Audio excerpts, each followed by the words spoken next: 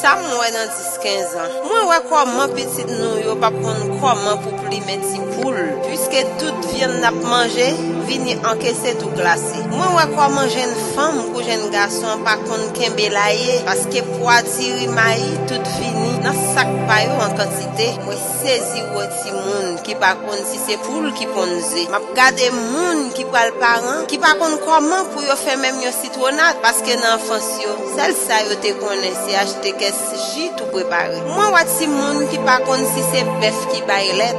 Moi ouais parents qui marcher chercher côté boîte lettre là yé jour dans zilé. Ça moi dans 10-15 ans. Moi ouais jeune fille avec jeune garçon qui marcher ak rat tout des coudes.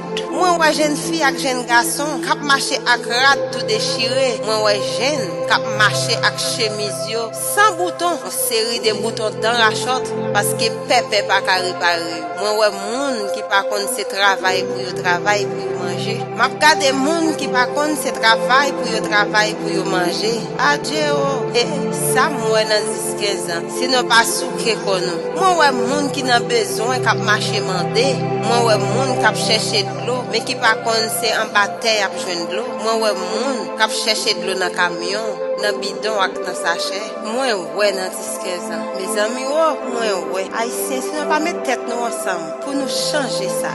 Ouais c'est vrai dans 10-15 ans. C'est comme ça le travail.